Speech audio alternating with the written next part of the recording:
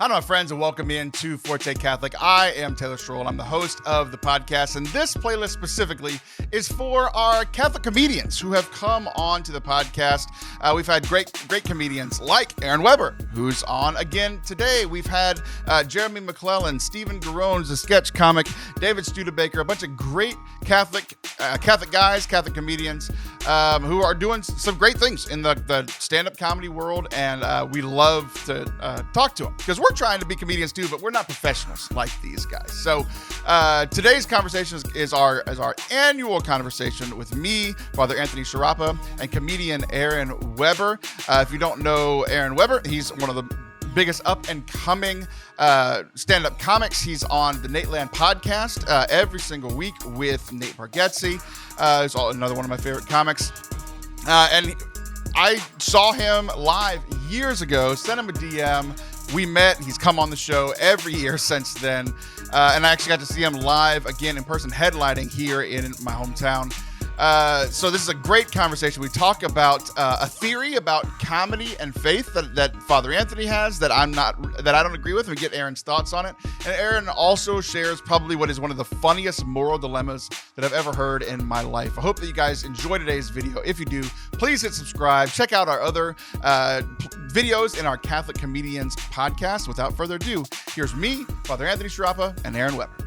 Welcome back to Forte Catholic. I am Taylor Schroll, and as is our Christmas tradition, not only do I have Father Anthony Sciarappa here, but I have one of my favorite comics, period, my favorite Catholic comic, Mr. Aaron Weber. What's up, buddy? All right. Happy to be back. Guys. Thanks for having me. Yeah, absolutely. A quick recap for people who, maybe haven't listened since last Christmas. Maybe people listen to the podcast like they go to Mass, Christmas, Easter, maybe Ash Wednesday. So Aaron has been our Christmas guest, I think 5 of the last 6 years or something like that. So it's become a fun little tradition for us. That many times, huh? Yeah. I could have sworn this is like I thought this was my second time ever doing it. So it's good that, well, I had no idea. Half of your appearances here have been memorable, and that means a lot to me, actually. That's better than my usual batting average. So yeah, that makes me feel good. For sure. So a little recap for people. You've been on the show. It's always our Christmas week episode. It's a fun little tradition for us. So fun recap for how I met Aaron. I went and saw a John Chris show many years ago, and there was this opener for the opener, right? And his name was Aaron Weber. And he talked about being Catholic in a Protestant megachurch full of 5,500 Protestants, me and Aaron. So I sent you a DM after your show, and I was like, "Hey man, I think you did a great job. It was so much fun. We became friends. Got you on the show." But we had never met in person, so I saw you perform comedy that first time. We've talked on the show, anywhere from 2 to 5 years. So we're not quite sure. But this year was the first time that we actually met in person. And I'm surprised how it happened, because you came and did a comedy show in Bryan, Texas, which I didn't even know they did comedy shows in Bryan, Texas. I didn't know Bryan, Texas was a city until I got booked on the show. So yeah, it was just great. Comedy will bring you places that you never otherwise get to go. So that was cool that worked out, man. Was that close to where you live? Do you live in College Station or Bryan exact? Yeah, so typically I'll say I live in Bryan, College Station, but I live in Bryan. I live 8 minutes from where you did the show. Yeah. So wow, that's amazing. We got a babysitter. My wife was able to come. So me, my wife, and my best friend, we all got to meet you. We got to see you at the show. You did a great job. It was very funny. And then we got to meet you after, take some pictures. It was just it was like one of my highlights of the year. It was really, really, really fun. That's awesome, man. Thank you. Yeah. That was a fun one. We were staying at the hotel above the comedy club. They tell us it's a haunted hotel in Bryan, which is I was coming off a run of I'd stayed at 3 haunted hotels that month, and I was just over it by that point. So I didn't even, I go, I'm not even going to look into this. If I hear noises, I just don't care. I'm just gonna sleep through it. But that was a fun show, man. I'm glad I got to finally meet you afterwards. So you said you'd been in a few haunted hotels after a while, and you just kind of were over it. did you have some experiences with the other world, the other side? No, at other I never hotels? have, but I'm over like caring about it and like looking into it. I found that every old building in America, they just start going, well, it's haunted. And that somehow makes it more interesting, because otherwise it's just an old building with nothing going on. So I did a show in Iowa at this place called the Renwick Mansion, and they said it's a haunted mansion. And I walked around, I didn't see anything. I was just like, who cares? Maybe we invite this stuff in. The more we try to learn about it, and care about it, and talk to him. I'm just not going to talk to him. Yeah, for sure. So I have a theory, but I want to hear from the priest's perspective. What do you think about the old hauntings in the hotels, and Aaron's theory about if I just don't talk to them, maybe they'll leave me alone? I think in general, not talking to ghosts or demons is a good thing. So thumbs up for that idea. I'm usually against that whole activity. But hotels are places where people do stupid stuff, and sometimes stupid stuff has consequences. Whether they're like, I don't know, doing a seance or doing a murder, that can mess some things up, haunt some things for sure. Yeah. So probably. Well, isn't it scarier to just say there's been a murder at this hotel? To say I think there's a ghost of a librarian walking around. A ghost of a librarian. I guess it depends on who the ghost is. Yeah. It's like there's a ghost of a murderer, that's a scary ghost. If it's a ghost of a librarian, who cares? Right. Well, I would love for there to be a ghost of a librarian in the hotels that I stay at, because she would just walk around telling all the other guests to shh. Yeah. There you go. That's a very helpful ghost. And that was actually my theory with like dealing with either loud guests or potential hauntings in old buildings, because I travel and stay in hotels too, and I just have a white noise machine. I turn it on very, very loud, and that way if the demons are like Taylor, I just can't hear them because the white noise cancels them out. So you got the priest and saying don't do seances or murders. That's our tip for this Christmas episode. I stand by that. And here's my practical tip: of just bring a white noise machine on your iPad, and you'll be fine. Yeah. Either way, out of sight, out of mind. Ignorance is bliss. Exactly. Ignorance is bliss. On the podcast that you're on every week called Nate Land with Nate Bargatze and some other guys, who cares? It's just you and Nate to me. That's all that really matters. But they always make fun of you for being a Notre Dame grad that doesn't know a lot. So I like when you say stuff like that. Oh, thanks. You think? I think they just love when they, I used to be the guy correcting them and trying to add info to stuff. And I think eventually I just decided, it's just not worth it. It's just not worth my time. Right. So I'll just play down to them. I listen enough to know, but it's one of those things that I know that you do, but I'm not sure that you know that you do it. Oh, okay. Do you know what your go-to is now? Like, I know exactly the moments that you want to say something and try to correct. Do you know what you do now? No, I don't. You just giggle in the background. It's the funniest part of the show to me. Okay. You just silently giggling. Like, they're just having a conversation and you just won't even jump in because you're like, it's so messed up. I can't even fix it if I tried. And you're just giggling in the background. And my wife and I listened to an episode together the other day, and I pointed it out to her, and there we were. This is one of the craziest moments. We looked crazy. We did that Apple AirPod share thing, where we could both be listening in our AirPods to what was happening on my phone. And we took a walk around our neighborhood, and we're listening to you giggle, and it's making us giggle. So we're just two people walking down the neighborhood, not saying a word to each other, giggling randomly because of you. Oh, that's awesome. That's awesome.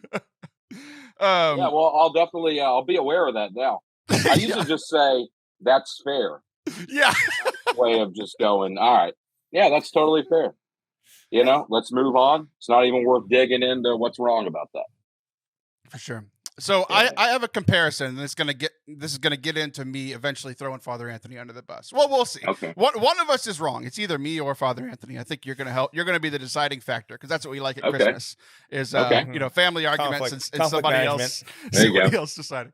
So as I mentioned, I went and saw you in person at this comedy show, and you've been on tour, so I would imagine you've been working on this material for a while, and it was pretty polished. Like I could tell that it was like you had your set. It was pretty polished. It was very funny.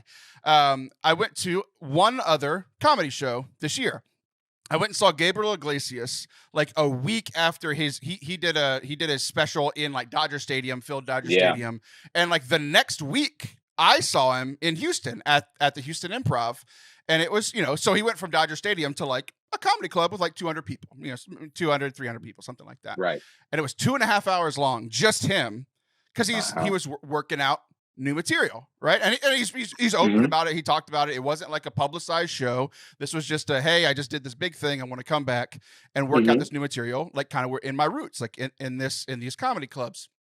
And so it was 2.5 hours, and a lot of it was storytelling, but there were definitely some jokes, and you could tell he'd been working on it. But like I would say, like the first third of it was like pretty polished and very funny, and then the middle, he's just like telling stories and talking to the audience and asking questions and kind of going. And then like the last 15, 20 minutes was pretty polished. But I mean, 2.5 hours.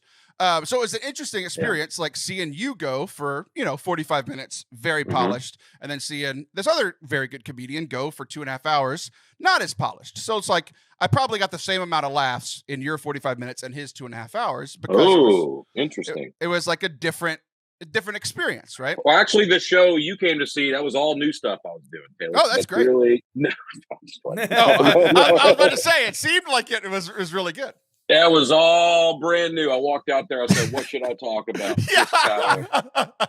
In general, a good rule of thumb is that it's always less of that than they're giving off.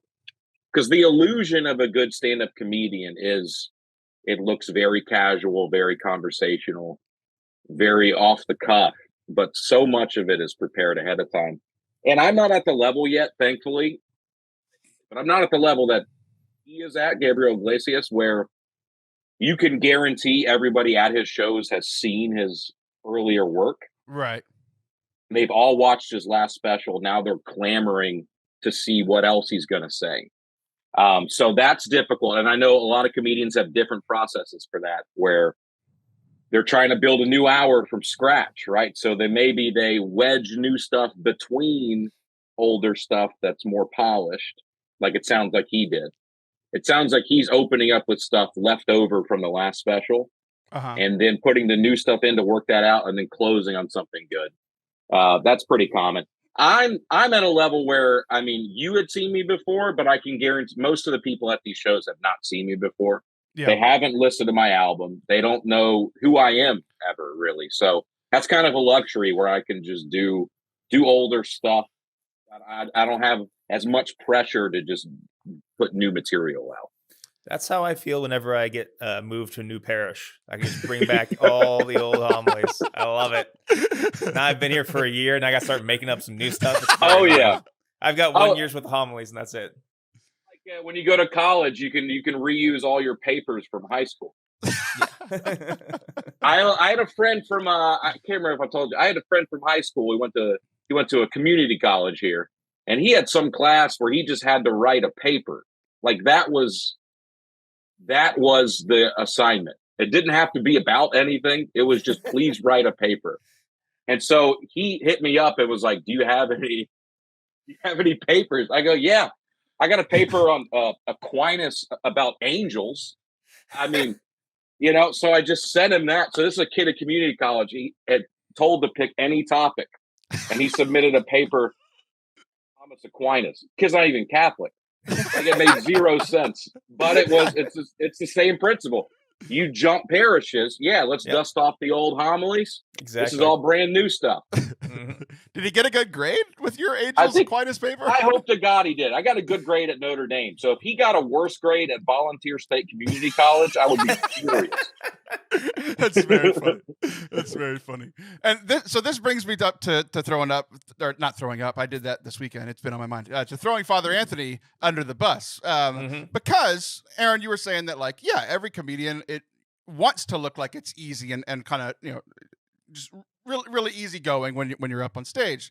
Well, Father Anthony and I got into this fun little debate the other day where he says that the less you try to be funny, the more funny you are. And I was literally driving to see Gabriel Iglesias as he was talking about this, right? So I'm like, I don't know, man. I think comedians try pretty hard to be funny, right? So, Father Anthony, I'm going to let you kind of. This is your argument in my words, but what is your argument that people are funnier when they try not to be funny? So what I was actually saying, Taylor, is that when people try to be funny in the sense of like they make it their personality, like they are trying to draw attention to themselves, like being a comedian, and like look at me, I am funny, instead of the idea of like finding what is funny or working on something like kind of like an artist. Like a good piece of art will speak something. A self-indulgent piece of art will point right back to the artist, and like that just doesn't work as well. So I just know people who try to make comedy or try to be funny desperately so, and it just ends up looking kind of pathetic at times. Instead of like, I'm not saying you don't work at a craft or try to polish something or try something new, but it's precisely when you stop making it about yourself. Because even I think a lot of comedians who make it about themselves, they are making a character and working on a character. It's when you're like saying that I am valuable because I am funny, that very oftentimes these people aren't. That's what I was saying. What do you think, Aaron? That's interesting. Would you liken it to, I was just talking about this with a buddy of mine, of why we stopped watching SportsCenter. Mm-hmm. Because it used to be years ago, I would just have SportsCenter just running on my TV would just be on with SportsCenter on it. And I just stopped caring. And my friend suggested it became when the anchors became the celebrities, mm-hmm. and it became all about them, and it becomes less about the sports they're talking about. And now it's like, let's just watch Scott Van Pelt just kind of talk about himself for an hour. That's what it feels like now. Is that a fair analogy to what you're saying? Yeah, I think that's kind of what I'm getting at. It's becomes less about the thing that we both audience and comedian enjoy, the comedy, and more about this person, their personality. Like I said, even when people are making the comedy about themselves, it's very often like they have crafted a character and they're playing a character on stage. Right. It's something that is like shared and discovered by both as it's going on, not like, hey, look at me, look how funny I am, because that's always kind of cringy. And you can tell. I agree. And Taylor, that's a much more complicated idea than you gave him credit for. Well, that's why I let him say it in his words, because I was on the other side of the argument, right? But I think there is some nuance there, and I think there's still some part of it that I disagree with, right? And it comes to people, like, we're talking about comedy in general, but I think working at anything, right? Where it's like, I can see where, like, Aaron, if you were just doing comedy and you were making it all about you and all about money and all, like, if there was no humility, it would be annoying. But you're funny. I can tell that you work at it, but there's some humility about it. But at the same time, the irony of this is when we're done with this conversation, we're going to plug all of your things. AaronWeber.com, at Real Aaron Weber on all the social media, right? Because there is still a part of it of, like, if this is something that you are doing for a living, you still do want people to be pointed to what you're doing. Go listen to the special on audio. Go sign up for his next show or whatever, right? So I get what you're saying, Anthony, of like the kind of the pride and humility element of it, but I think there's still that, like, when people are making a living, the priest wouldn't understand, everything's paid for and you still get paid, but for the rest of us that have to make a living, we have to, like, actually try about this stuff, right?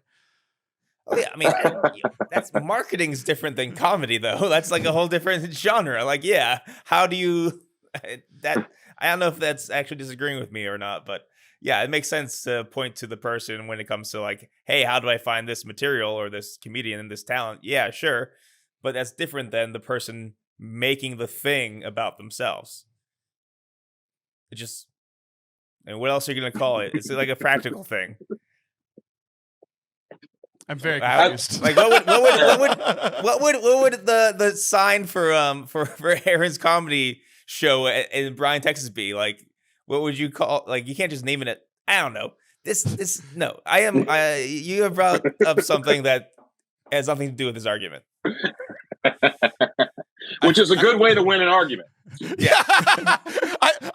what's funny is I think this is what he's doing is a good way to win the argument. I think I brought up the thing that crushes his argument. He's like, that has no place here. I'm just a big fan of working hard for the things that you care about, right? Like, Sure. Aaron, you're doing this for a living. Like, I might have taken a little offense to it because it's like I'm trying to do a comedy entertainment thing within Catholicism. So I do work hard on being entertaining and being funny and sharing the faith in a fun way. And like, yeah, it would be great if it looked easy all the time. And I think sometimes I make it look easy. Sometimes I can force it, right? So like I can hear what you're saying and be like, okay, like maybe I do try to force it a little bit much, but it's like I still, want to work hard on it to make a good product. To use my gifts, but at the same time, I do want people to come and listen to the show and hit subscribe, right? So there's I think it's a little bit of both. Yeah, sure. Look at that compromise. Look at that. True meaning of Christmas. Yes, the meaning of Christmas is compromise. That's what Christmas is all about. It's two sides of an argument, both deciding that they're bored with the argument. So they agreed to move on. There you go. Yeah, exactly. Speaking of agreeing to moving on and me winning the argument, Aaron, how can people find you and see all about you and learn about this great comedian? I got a moral dilemma I want to run by it too. Go for it. Yeah. There's the comedy club in Nashville. There's a group of homeless people that are always outside the club. Okay. And I've developed sort of a friendship with a couple of them because I see them all the time. Right. So guy, this is a few weeks ago, he says, can I have some money? And I only had a $10 bill on me. So I said, here's what I'll do. I'll give you this $10. Run to the gas station, get me a Milky Way bar, bring it back to me, and you can keep the change.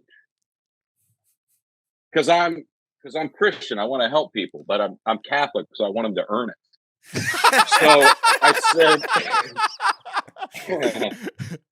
So I said, go get me a Milky Way bar. So I'm like, worst case scenario, he runs off with my $10, right? Mm-hmm. And I've learned something. So I said, all right, so take this money. He runs to the gas station. He comes back with 2 Milky Way bars. And I go, well, dude, I only wanted one. You could have had more change. And he goes, don't worry, I stole them both. And then he walked off with the full $10. So now I'm just sitting there, stolen goods. This is actually the worst case scenario. I've funded a crime. So I guess my question is, what is my moral responsibility in this moment? Because I'll tell you what I did. I ate both of them. I don't know if that's what I was required to do morally in that moment. Well, you're not you and you're hungry, Aaron. There you go. Yeah. I mean, you can't let the Snickers food go bar, to but waste. applies to Milky Ways too. You're right. Can't let the food go to waste for sure. There you go. Right, and Yeah, you can't that's one of the bring it back cardinal to the virtues. store because they can't put that back on the shelves because who knows if It's you been passed around. Yeah. Mm-hmm. Totally. All right. These are all good points. Imagine that conversation. You walk in, the head of the store is like, hey, this homeless guy just stole these and gave these to me. You want them back? He'd be like, no, I don't want those. There you go. That's good. That's good. These are all good things. It makes me feel better about eating them. Well, it's yeah. You got a nice little snack. You didn't. I mean, what are you gonna do? Throw them away?